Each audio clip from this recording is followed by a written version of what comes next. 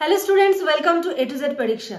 তো আজকে তোমাদের সঙ্গে WBCS অপশনাল জুলজির একটা টপিক নিয়ে আলোচনা করব। দেখতেই পাচ্ছ গ্রুপ সি এর লাস্ট টপিক যেটা বায়োডাইভার্সিটি, সেটার কিছুটা অংশ নিয়ে আজকে তোমাদের সঙ্গে আলোচনা করব।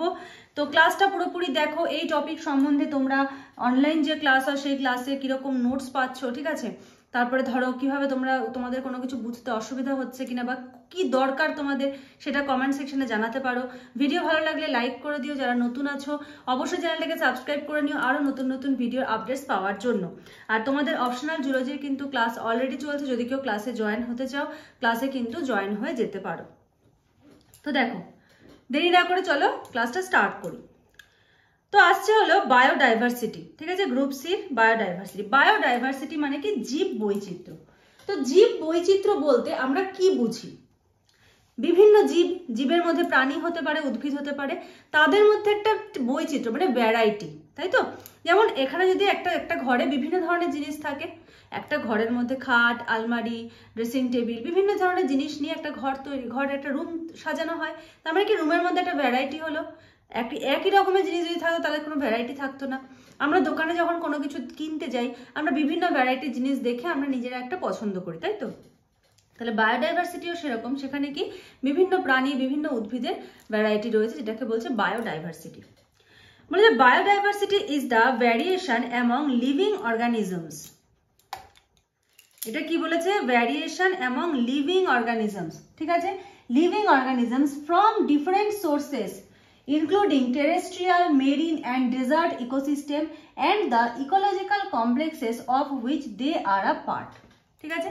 বিভিন্ন জায়গা, টেরেস্ট্রিয়াল হতে পারে, মেরিন হতে পারে, ডেজার্টের ইকোসিস্টেম, সমস্ত কিছু নিয়ে কিন্তু এই জিনিসটা গঠিত হচ্ছে। এবার এই বায়োডাইভার্সিটি ডেফিনিশনের পরে তোমাদের যে টপিকটা রয়েছে এটা হলো তার টাইপসগুলো কি কি। তো দেখো বলেছে types, there are following 3 different types of biodiversity. বায়োডাইভার্সিটির 3টে ডিফারেন্ট টাইপ রয়েছে। কি কি? একটা হলো জেনেটিক বায়োডাইভার্সিটি, একটা হলো স্পিসিস বায়োডাইভার্সিটি, একটা হলো ইকোলজিক্যাল বায়োডাইভার্সিটি। এবার একটা একটা করে আমরা এই 3টে জিনিস বুঝে নেব, ঠিক আছে? দেখো, প্রথমে আসছে হলো স্পিসিস বায়োডাইভার্সিটি। স্পিসিস বায়োডাইভার্সিটি কি বলেছে? Species biodiversity refers to the variety of different types of species found in a particular area. একটা নির্দিষ্ট এরিয়াতে, ধরো এটা একটা নির্দিষ্ট এরিয়া, ঠিক আছে? এই এরিয়াতে বিভিন্ন স্পিসিস রয়েছে,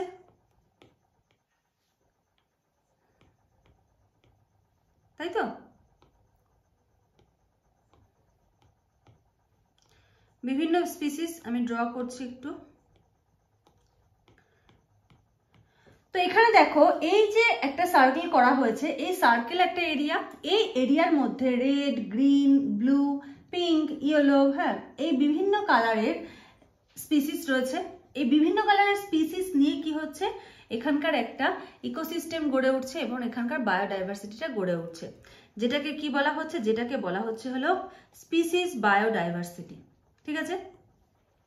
বলে যে it is the biodiversity at the most basic level, মানে একদম বেসিক লেভেলে, মানে একটা নির্দিষ্ট এরিয়া যেটা ড্র করলাম, নির্দিষ্ট এরিয়ার যে বায়োডাইভার্সিটি সেটাকে বলা হচ্ছে স্পিসিস বায়োডাইভার্সিটি।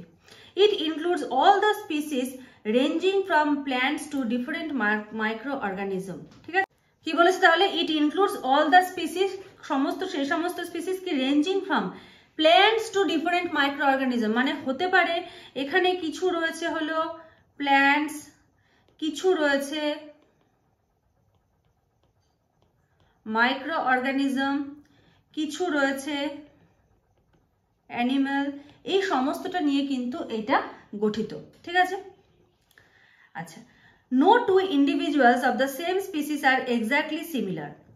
একটা নির্দিষ্ট স্পিসিসের, একই স্পিসিসের দুটো ইন্ডিভিজুয়াল এক্স্যাক্টলি সিমিলার কিন্তু কখনো হয় না। হিউম্যান বিংদের মধ্যে দেখো, একই বাড়িতে যদি ধরো ভাই বোন বা বোন বোন বা দুই ভাই এরকম রয়েছে, তাদের মধ্যেও কিন্তু কিছু ডিফারেন্স থাকবে। হতে পারে তাদের বাবা মা একই, কিন্তু তাদের মধ্যেও কিন্তু কিছু ডিফারেন্স থেকে যাবে। একদম একই রকম হিউম্যান বিং হলেও প্রত্যেকটা হিউম্যান বিং কিন্তু এক একজনের থেকে আলাদা। এটাও কিছুটা আসছে, আমরা পরে এটা দেখবো আরো, ঠিক আছে? ফর এক্সাম্পল দেখো, human shows a lot of diversity among themselves. হিউম্যানদের মধ্যে কি লট অফ ডাইভার্সিটি, বিভিন্ন বৈচিত্র্যতা দেখা যায় হিউম্যানদের মধ্যে। নেক্সট পয়েন্ট আসছে হলো জেনেটিক বায়োডাইভার্সিটি।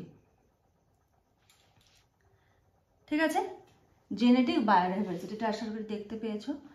দেখো বলেছে it refers to the variations among the genetic. এই যে দেখতে পাচ্ছ না, এই নোটসটাতে এগুলোতে হাইলাইট করা নেই, অ্যাকচুয়ালি আমার টাইম হয়নি হাইলাইট করার, হাইলাইট করে এগুলো কালার করা থাকে যাতে পড়তে আরো সুবিধা হয়, আরো চোখে লাগে, মেইন পার্টগুলো হাইলাইট করা থাকে।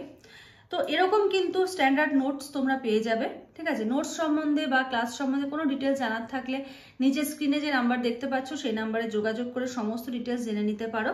তোমাদের কিন্তু প্রত্যেক বুধবার করে তোমাদের ক্লাসটা হচ্ছে। ঠিক আছে, সামনের বুধবারও তোমাদের ক্লাস রয়েছে।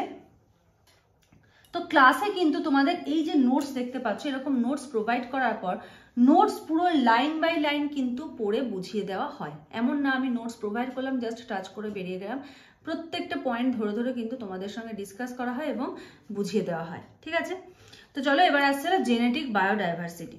মানে যে it refers to the variations, কিসের ভেরিয়েশনস হবে, among the genetic resources of the organism.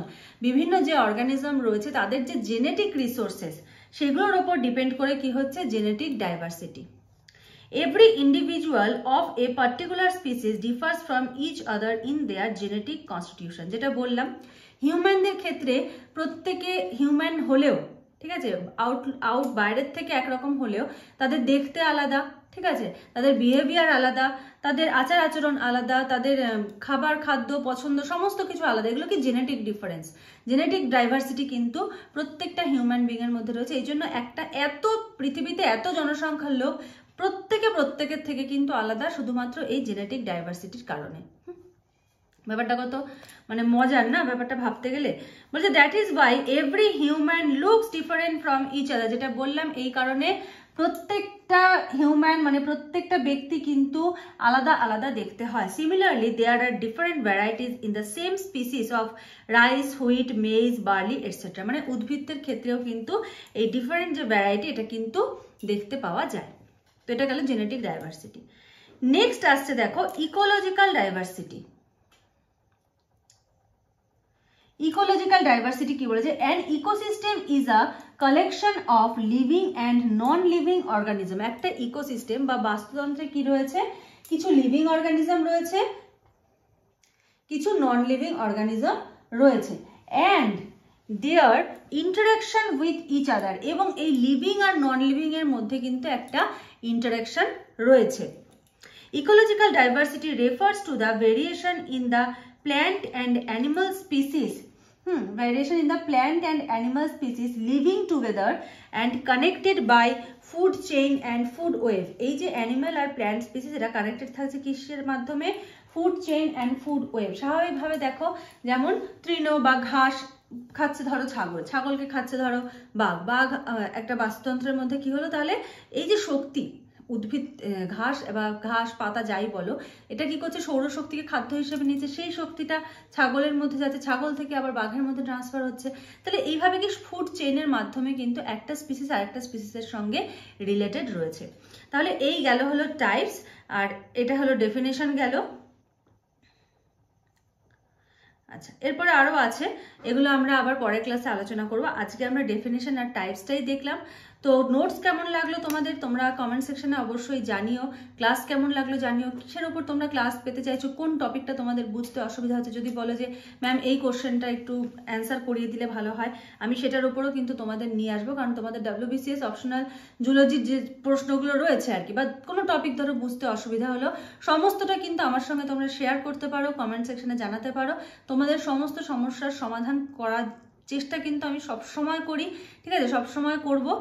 আর খুব মন দিয়ে পড়ো, খুব ভালো করে প্রত্যেকে প্রিপারেশন নাও। আর সব থেকে বড় ইম্পর্টেন্ট কথা হলো প্রত্যেকে কিন্তু লেখাটা প্র্যাকটিস করো, ঠিক আছে, যে যে অপশনালি নাও না কেন লেখাটা কিন্তু মাস্ট।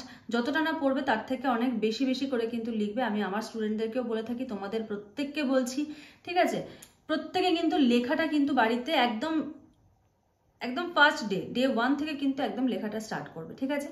তো আজকের মতো ক্লাসটা এখানেই শেষ করছি। নেক্সট ক্লাসে তোমাদের সঙ্গে কথা হবে, আবার দেখা হবে। আজকের মতো এইটুকুই। Thank you.